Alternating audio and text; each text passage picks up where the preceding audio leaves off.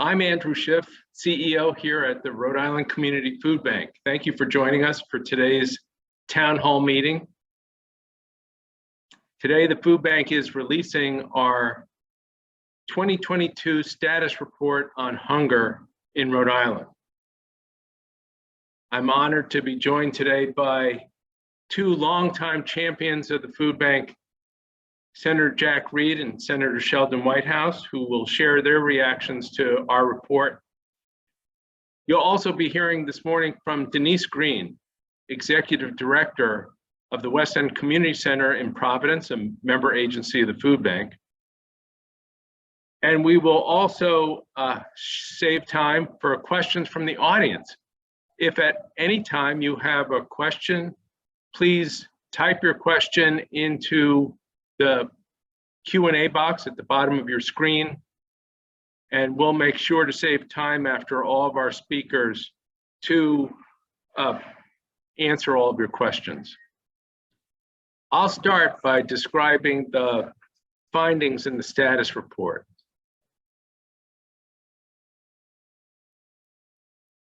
Everyone is feeling the effects of inflation. It's the headline in the news almost every day, and it was certainly an issue in the midterm elections. Some households cope with inflation by finding new ways to economize or borrowing from existing savings, but that's not an option for low-income families. With limited resources to begin with, household budgets are squeezed by higher rents, higher utility bills, and the high cost of food. In the status report, we show that food prices in Rhode Island have gone up by 13% in just the past year. And every kind of food costs more, even basic items like bread and cereal and milk.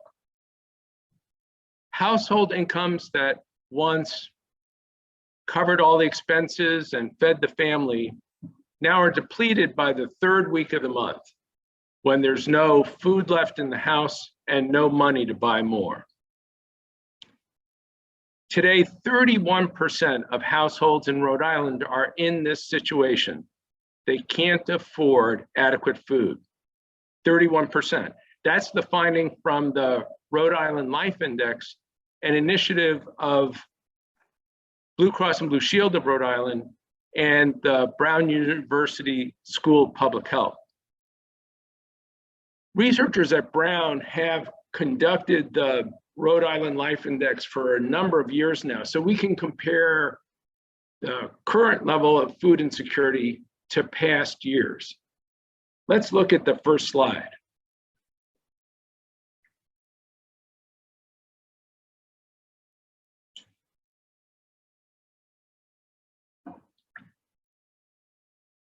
For all households in Rhode Island, food insecurity is 3 times higher than it was before the pandemic. After the outbreak of COVID-19, there was a dramatic increase in food insecurity in Rhode Island, but food insecurity is even higher today.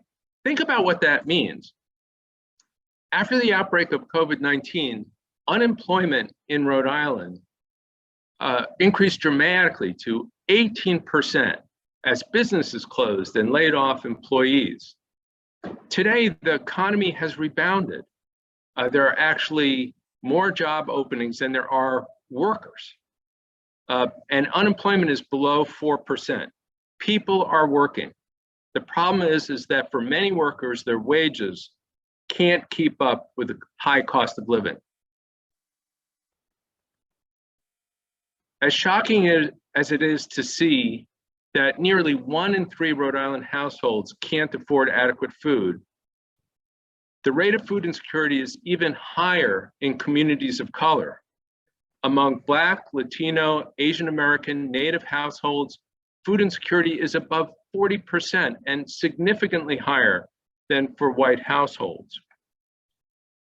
Communities of color were the most hurt by COVID-19 in terms of their health and economic well-being. And the pandemic worsened and deepened long-standing racial and ethnic disparities in income, wealth, and economic opportunity. As food insecurity has increased, more and more people are seeking help at food pantries and meal sites in Rhode Island. Let's look at the next slide. There's been a 20% increase in demand for food assistance as compared to last year. The food bank distributes food to 140 member agencies all across the state. Together, we now serve 63,000 people each month. And we're all concerned about this winter because families are just about to face high heating oil bills. The price of heating oil in Rhode Island has increased by 43% from last year. Along with inflation in all these basic household items, the other factor that's leading to higher food insecurity is the end of government programs that were initiated during the pandemic. Congress responded to the public health emergency with a number of relief programs aimed at helping low-income families. They expanded the child tax credit, giving $3,000 for each child between the ages of 6 and 18, and $3,600 for each child under age 6. The child tax credit was almost immediately effective in reducing child poverty and child hunger, particularly among Black and Latino children, so it directly addressed racial and ethnic inequities.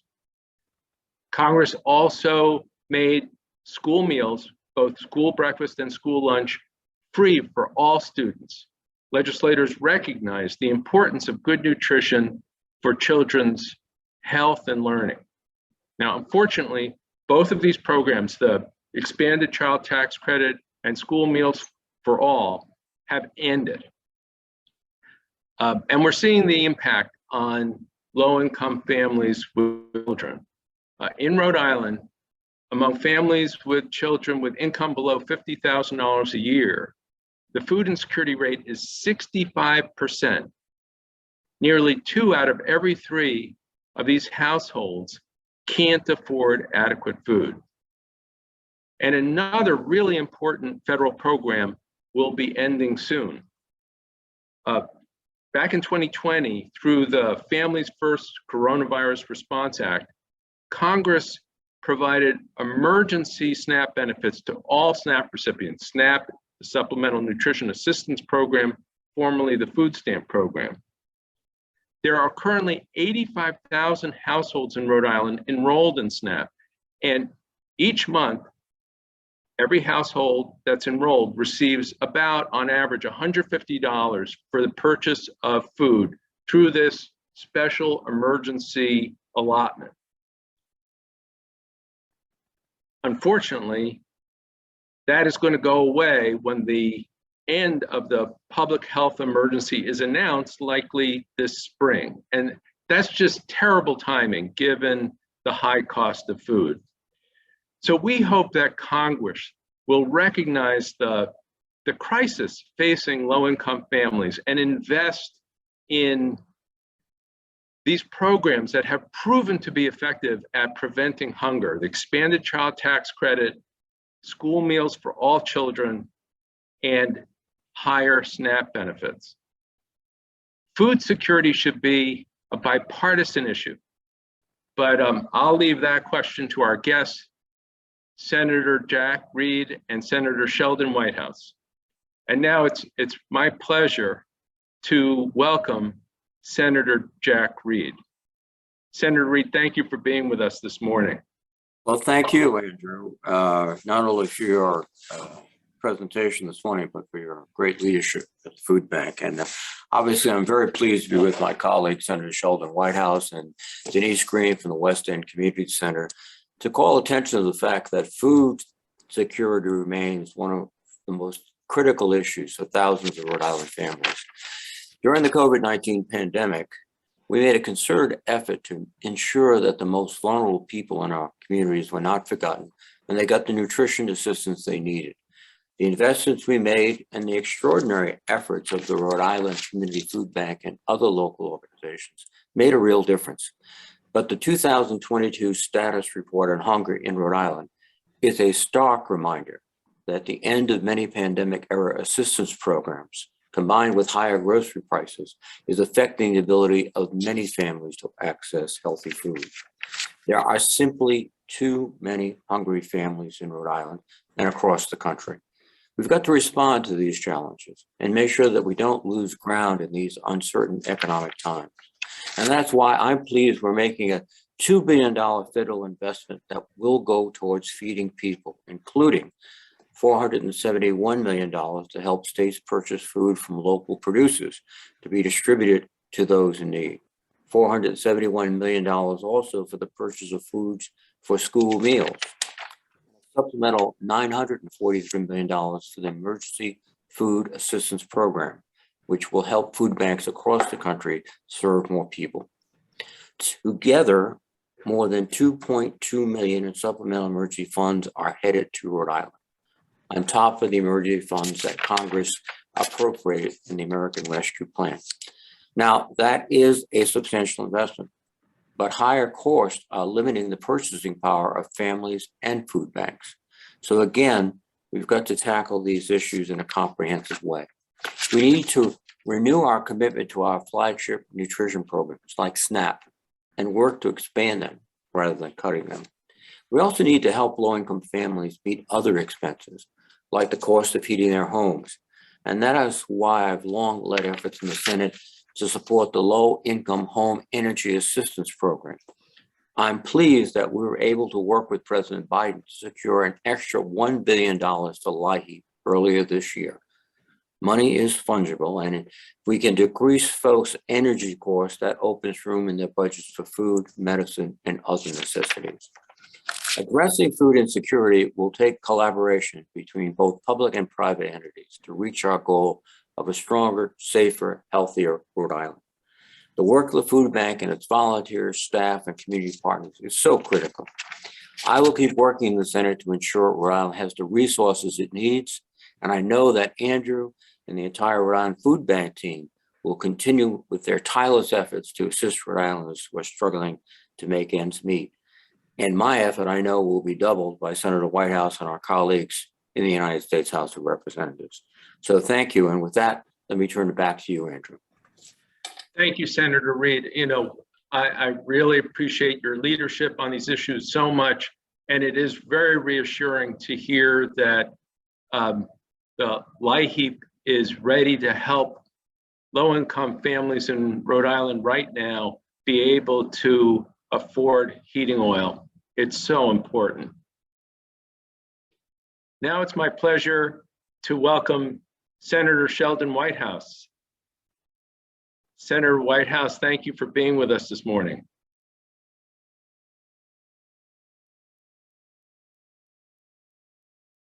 I don't know if you can hear me, but my video has not been turned on. Here we go.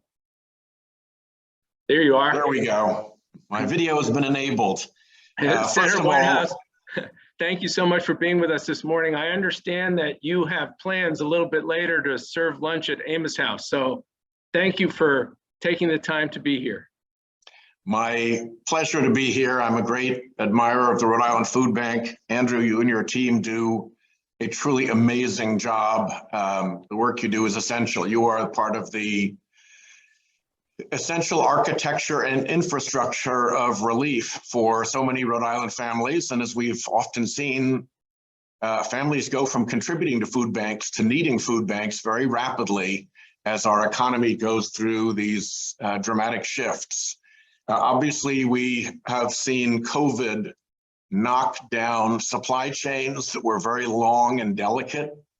And as those supply chains rebuild, it has caused prices to rise. And far away on the other side of the world almost, we saw Vladimir Putin send an army across the Ukrainian border to start a completely unprovoked and cruel war against the Ukrainian people.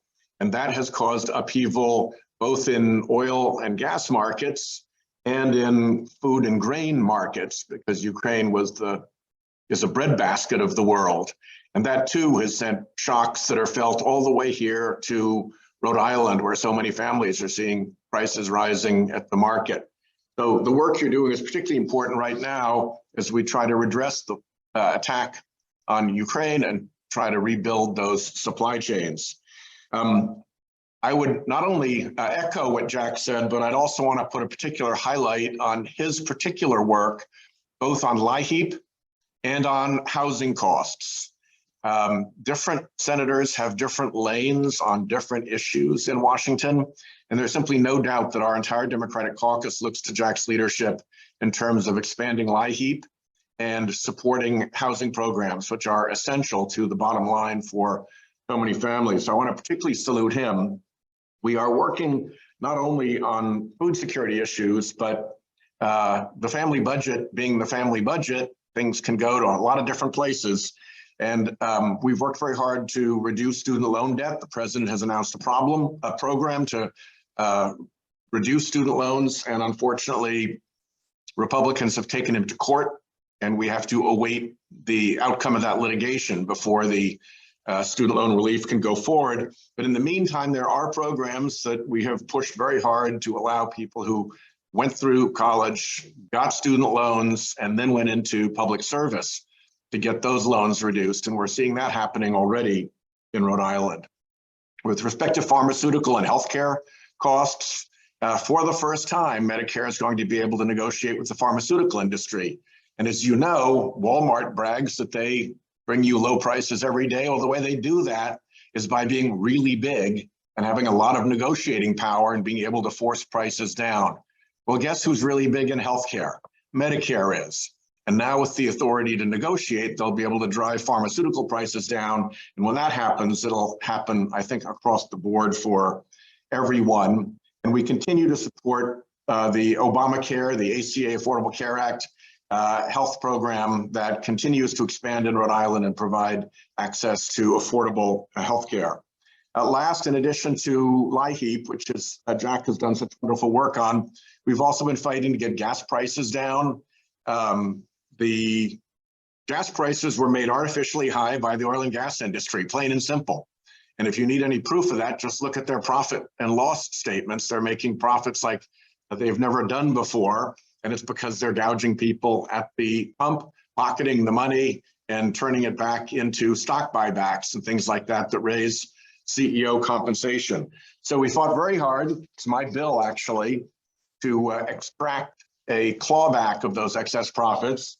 It's a good enough idea that the conservative government in Great Britain has actually applied it, but we're still struggling to get it through our Republican colleagues. So we're keenly aware of the cost concerns and are working very hard to fight through them. As Jack said, this $2 billion in emergency food funding, I think will help. It will come through the emergency food program. It will come through the acquisition of local produce. And, you know, I've been through your coolers and your freezers, Andrew, and I've seen how much local produce you invest in, and that's really exciting.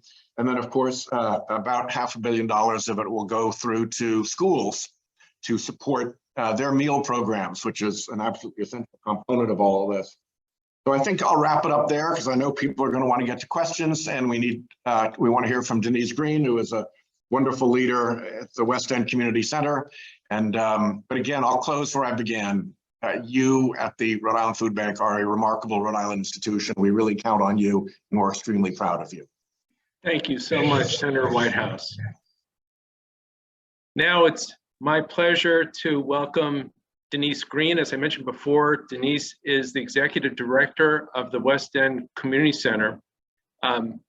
Denise, I know that our audience wants to hear from you about the programs at the community center, and tell us about the food assistance that you provide there in Providence. Thank you for having me.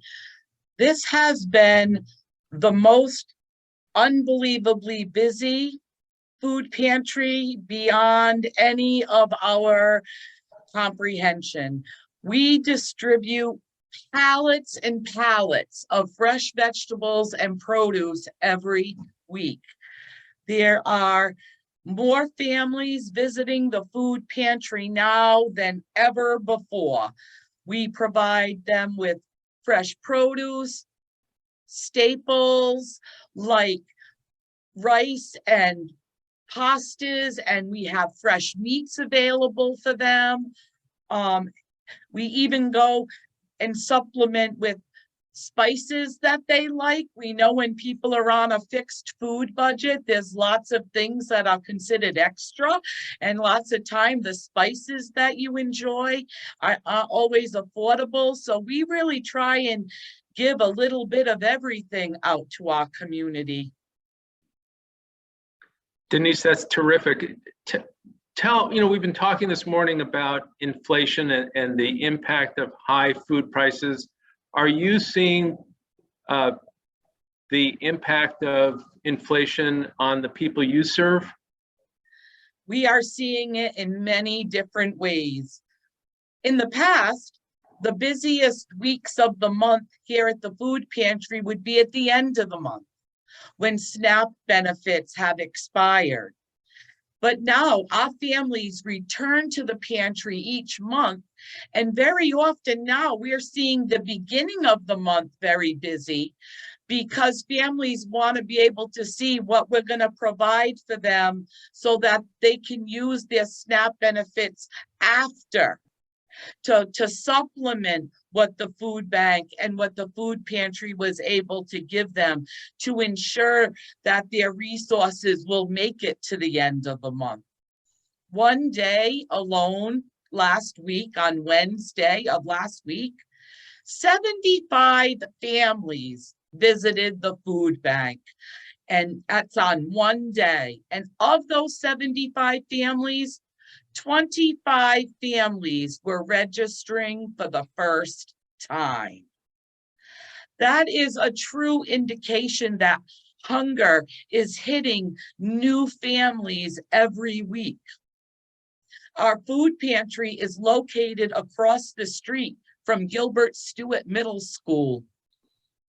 When school is dismissed, we often see students coming by the food pantry before they go home in the afternoon. And I don't know how many Rhode Islanders can think back to their days in middle school, but not many of us had to swing by a food pantry before we got home to do our homework. Our community is really hurting right now. Oh, that's clear. And the number of new people that you're seeing is very upsetting and shocking. I wonder, as an example, can you tell us about one family that you've served? Yes. Over the summer, West End Community Center completed a place-based survey asking different questions of our community. And one of the questions we asked was if in the past month they needed to skip a meal because they didn't have enough food. And I was talking to a young mother who walked up to the poster and put her dot on yes, and turned to me and said, "Not the niñas, not my kids." Because these are the decisions Rhode Islanders are making every day. Am I going to be able to eat today, or am I just going to be able to feed my kids?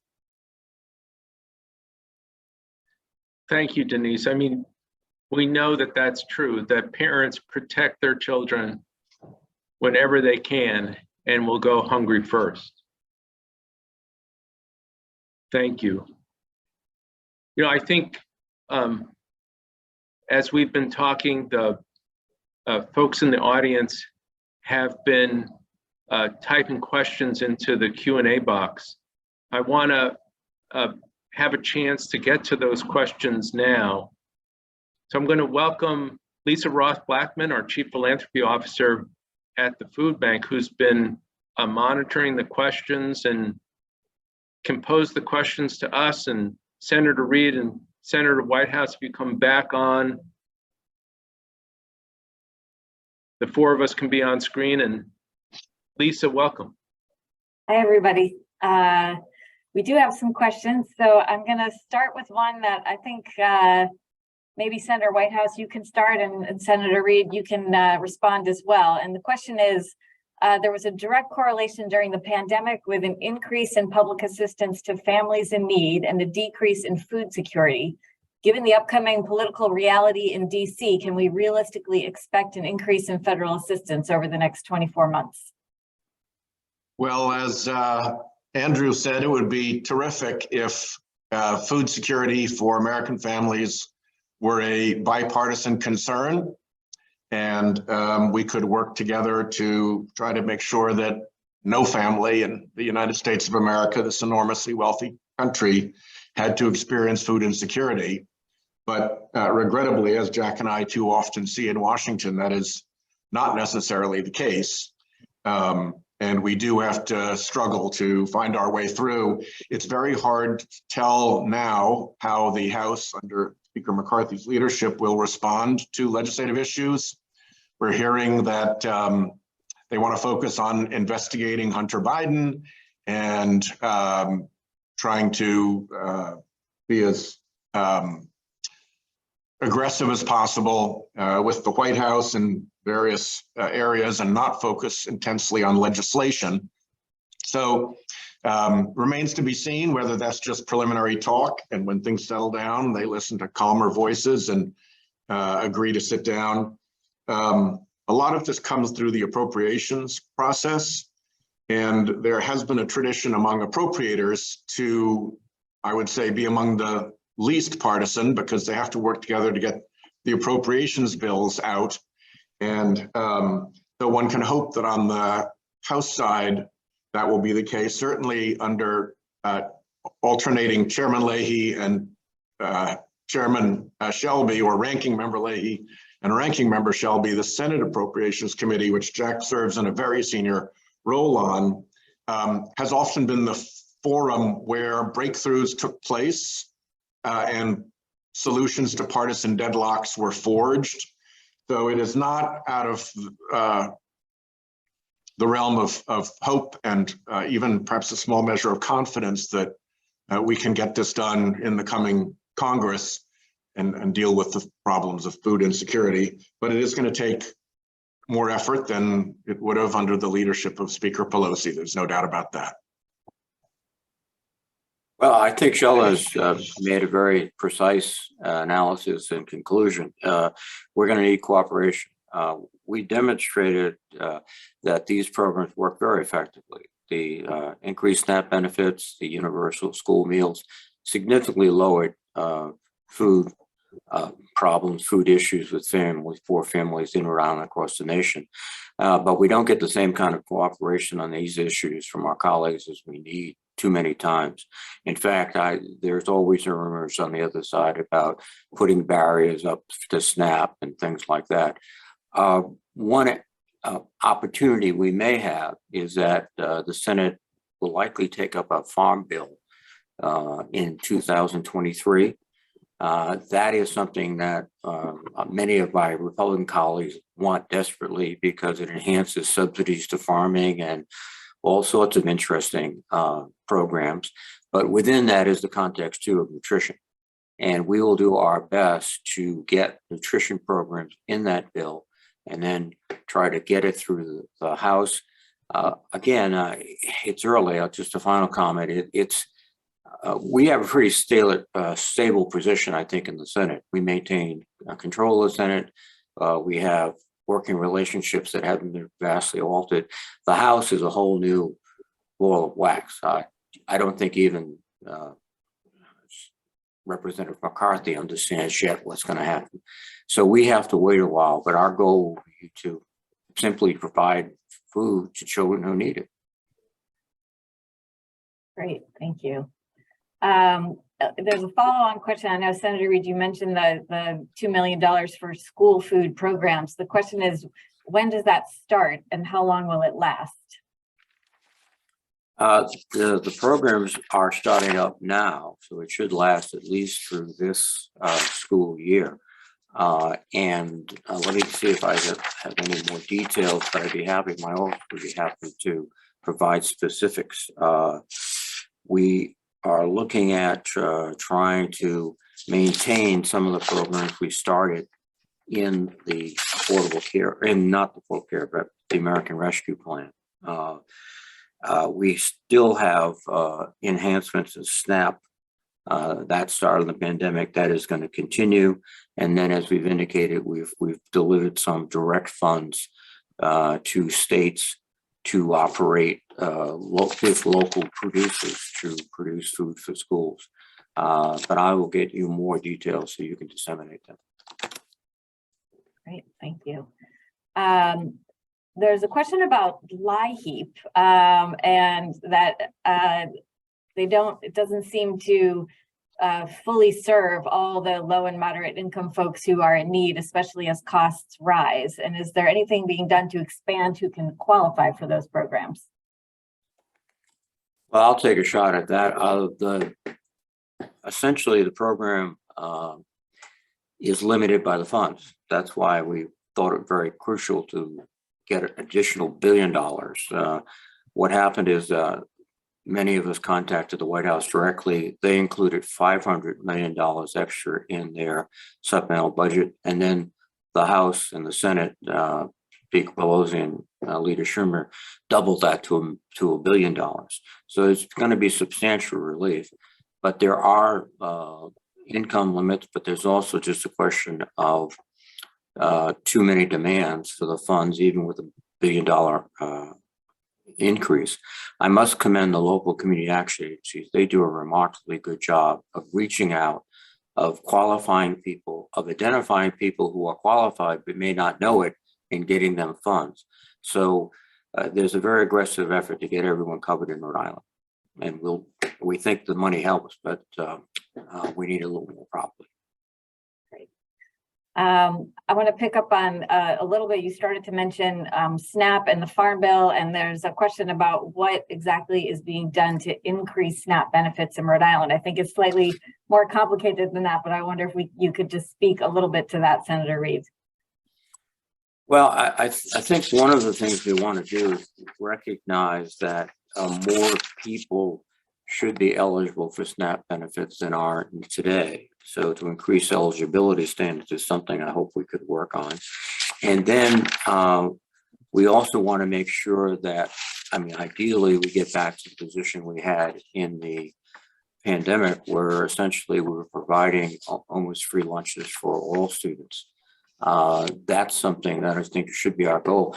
It is ironic that we provide free books to children, but we don't provide adequate food for many of them. You can't study, even if you have a book, if you can't eat. So this is something that's fundamental education. And I think we want to address it on those terms, as well as the basic nutritional terms we've talked about.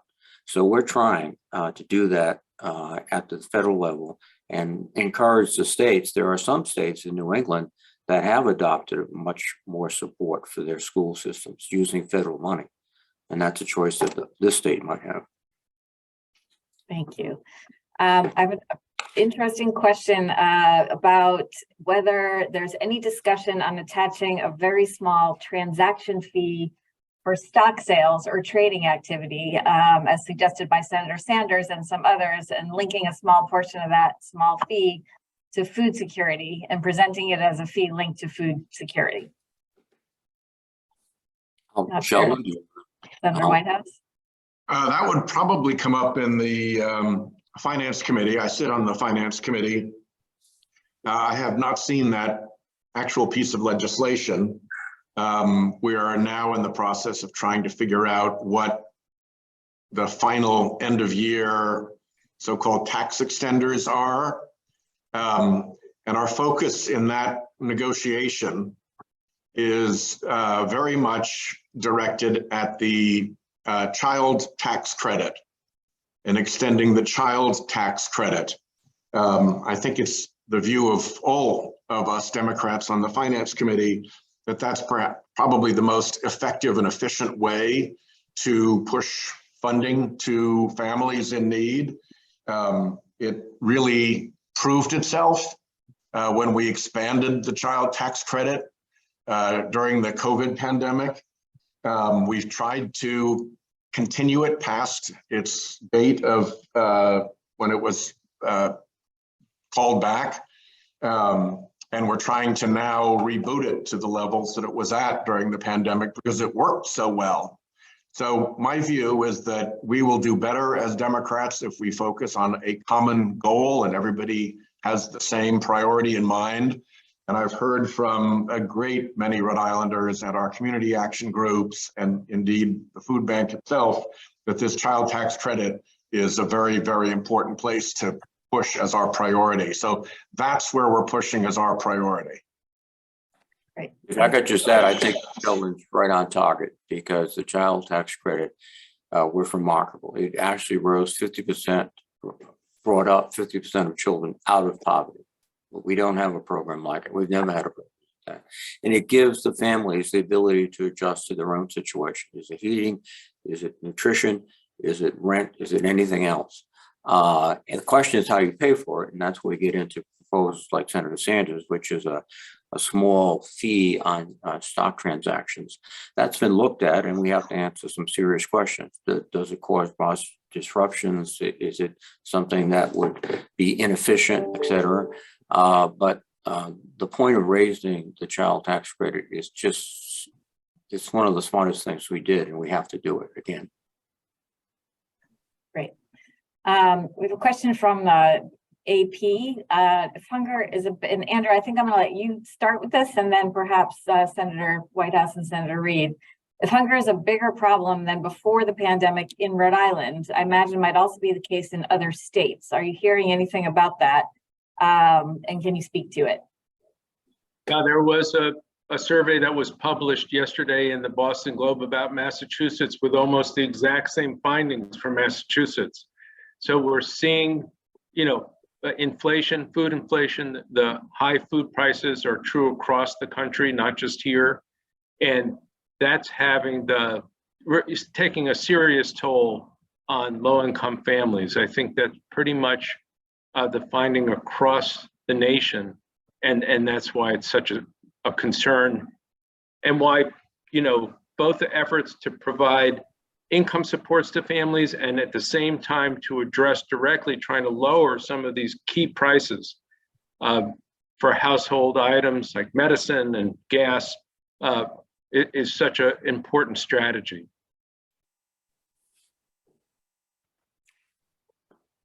I'll just say a word here is that these price increases are a result of many factors, and Sheldon's mentioned several of them. And one of them comes right up his alley, if you will, that's climate change. The Mississippi River is so shallow that to move a barge of wheat is significantly more expensive. So the cost of transportation to the markets and the cost of growing because of fertilizer problems caused by the war in Ukraine are such that the price is going up. There are other factors too. Turkeys, for example, are very expensive this Thanksgiving. One of the reasons is that there was an outbreak of bird flu. Over 40 million turkeys were killed. Production's down 7%, prices go up. So we have these factors to deal with also, and we're trying to reconstruct the supply chain. We've got to get with that work too. But I think the other thing it does is we have to, and I'm echoing Senator Whitehouse here, we have to think down the road about how do we grow things most sustainably? How do we grow them locally? How do we produce more vegetables and fruits here in Rhode Island so we don't have to ship it across country or across the world? And that's something we have to look at too. Great. There's a question about the role of Rhode Island state government and how does it coordinate, does it leverage federal funds, and is there a coordinated effort? So Andrew, I wonder if maybe you can speak to that a little bit of sort of how the federal funds come down through the state, and then we can let Senator Reid or Senator Whitehouse jump in and add to it. Well, just one really important initiative, which we haven't mentioned this morning, but I want everybody to know about, is that the General Assembly allocated $20 million in ARPA funds And one of the priority areas is food insecurity. And that money is being allocated in grants by the Rhode Island Foundation. This morning, they just announced some of the grants, and we were thrilled to see that the food bank itself is getting $150,000 all for food so that we could just keep up with the demand. But we're really happy because a lot of member agencies of the food bank are going to be able to access those funds too for really important expansions so that they can increase their capacity also to serve the community. Well, if I could do that, the state has done a remarkably good job of taking federal funds and putting them to the places they're needed most desperately. And food, nutrition is one of those funds. At the federal level, we have programs that we regulate. So as a result, during the COVID pandemic, as I indicated, as Sheldon indicated, we essentially provided school meals for all with a waiver from USDA. We also increased emergency SNAP benefits by 15% and increased also the maximum benefits household can secure. And we provided extra WIC benefits too. But now those programs generally have been stopped and we're trying to revive some of them. But at the meantime, the state still has significant resources to devote to food nutrition. They have about a $600 million surplus. And they're also getting support in other ways that might free up money. For example, in infrastructure, there's a significant amount of money. And Sheldon was one of the leaders on the green infrastructure that's coming to Rhode Island. That's billions of dollars that not only will make a positive difference, but will give the state more flexibility in other funds.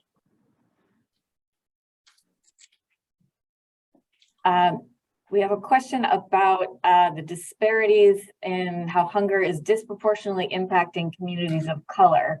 And I wonder if, Andrew, you can speak to this first, and then maybe Senator Whitehouse and Senator Reed about, there's a question about, what is the food bank doing, and are there other strategies to support these communities facing immense poverty in Rhode Island? Well, there's no question from the data that we're presenting in the status report that communities of color have much higher rates of food insecurity, and it reflects both the way those households were harmed by the pandemic, both health-wise and in terms of their earnings, but also there have been long-standing racial and ethnic disparities in Rhode Island, and we're just seeing those issues, those inequities clearly in the food insecurity rates today.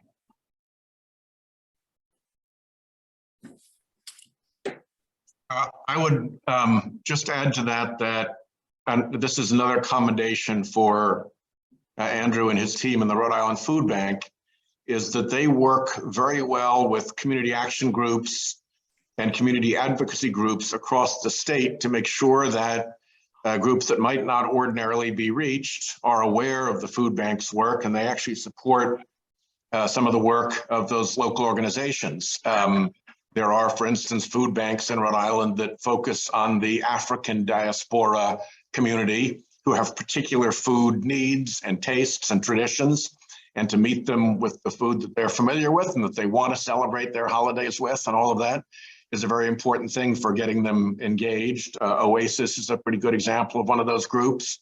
And so these connections that are made in our small state of Rhode Island, where one group helps another, both by providing the information to the food bank that we've got a needy member, a needy client here, or to be able to say, hey, yeah, we can support you in providing food directly through your organization, I think has been part of what has made this work. So one of the things that Jack and I very much enjoy and celebrate is how robust and supportive and harmonious our community is of the NGOs who are out helping specialized populations, and all of us in Rhode Island having each other's backs.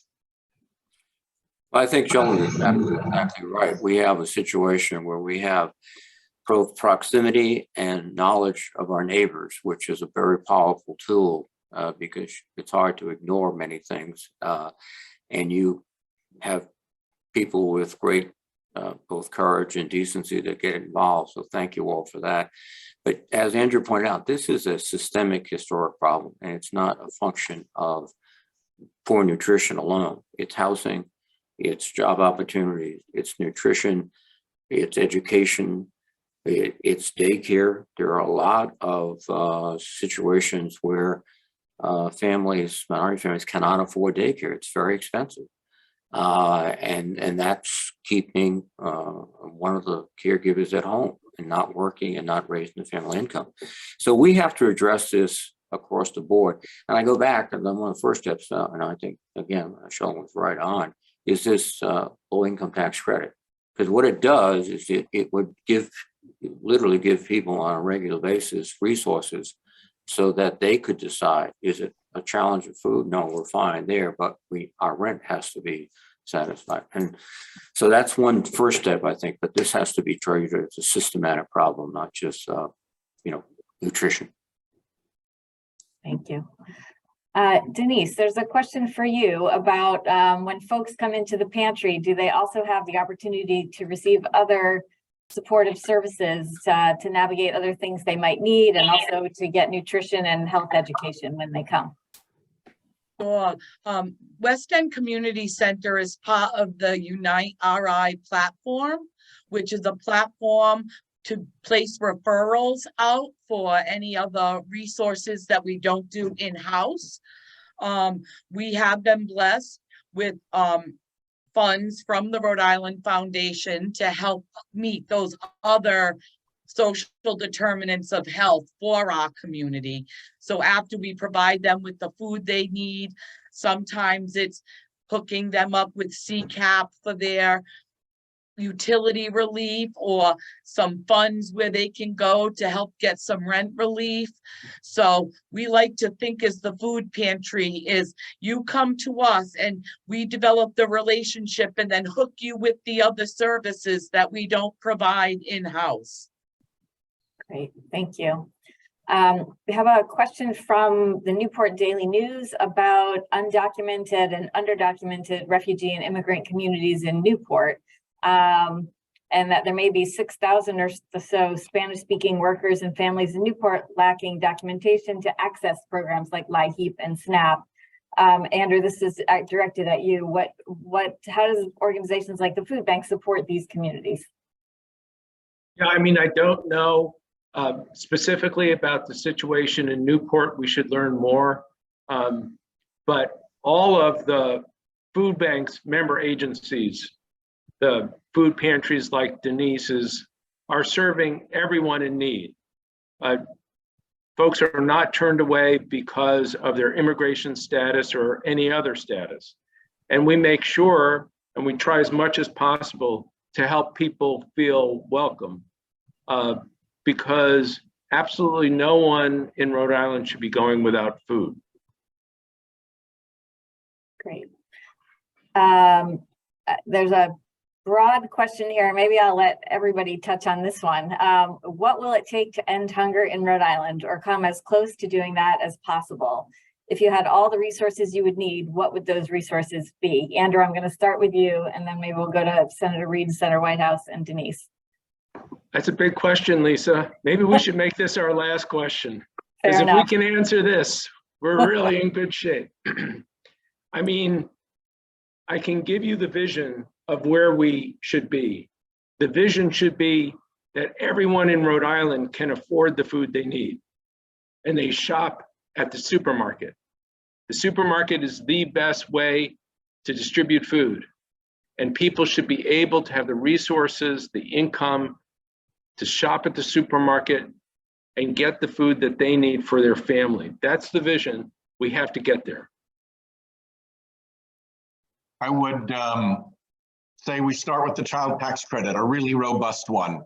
I think if we can do that across the board, we actually saw firsthand how well it worked during the COVID epidemic. People were really in tough shape because of what was happening in the larger economy because of the pandemic. And yet families were buoyed by this and often better off than they had been before because that refundable child tax credit was there and in their pocket. So I think that's the immediate goal. I think Jack touched on one of the key long-term goals, and that is to get ahead of the climate change problem. We're going to have continued food insecurity for as long as we have continued farm insecurity. And we're going to have continued farm insecurity when farmers don't know what the drought or the flood is that's going to blast through their crop. Cargill, the huge grain company, is estimating that there's going to be a dramatic reduction in grain production out of the Midwest as climate change and drought and flooding continue to get worse. And the global disorder and chaos that is causing is going to interfere with local farming and create greater dependence on imports and exports, and all of that together will drive up food prices. It's the unheralded stepchild of the climate crisis is food insecurity. Well, I would just echo those comments. It's an issue of supply and demand. I'll put my pseudo-economist hat on. And first one fly, as Sheldon points out, we could be running into very serious shortages of food in the United States, which we all took for granted because the Midwest was the breadbasket of the world. Well, with transportation costs going up, fertilizer, all those costs going up, it could be really significant. That's why we have to take steps here in Rhode Island. We have to start, as they're trying to do at the University of Rhode Island, create a real green economy in the state. We can grow a lot of our vegetables and fruits here in very scientific locations, essentially for the layperson, big glass greenhouses. What that will do is make us less dependent on other parts of the world and parts of the country.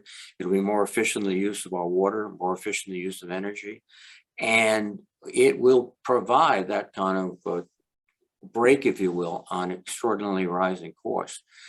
Then I think on the demand side, we have to give the people the resources in order to be able to purchase this. And that goes back to the tax credit that Sheldon spoke about. It also goes back to, again, this whole approach, systematic approach of better job training. So if someone steps into a job that doesn't pay minimum wage, it pays a step above that and a step above that as you continue to work. Those are the two sort of lines of effort we have to pursue at a national and local level. And I'm pleased that at the University of Rhode Island and Roger Williams and many others, that there's this a very aggressive approach. Aquaculture is another area which 20 years ago was not a major force. Now it's a significant force. And if we do it better and more efficiently, we can lower the costs and make it more available to more Rhode Islanders. And the other thing I would add to that is, historically in America, we've had a lot of waste of food. And we are now part of Feeding America, moving the produce and the breads out of the grocery stores before they go bad and get wasted, and ensure they get to the food pantries and to the people who need it most. And I think rescuing food is also a strategy we can take to ensure that the limited amount of food we do have makes it to a table. Thank you, Denise. Thank you, Lisa, for giving us all those great questions. And thank you so much to Senator Reid and Senator Whitehouse for being with us this morning. I know we went way over time and you have a lot of commitments this morning, so I really appreciate your taking this time with us. We are going to be able to have a recording of this town hall on our YouTube station. If anybody wants to check it out, it will be available in a few days. Thanks to our audience, everyone who joined us this morning, and have a really good day. And a big thank you to you, Andrew, and your team at the food bank who do just wonderful work. In this season of plenty, you make sure it's shared as widely as we can. Thank you. Happy Thanksgiving, everyone.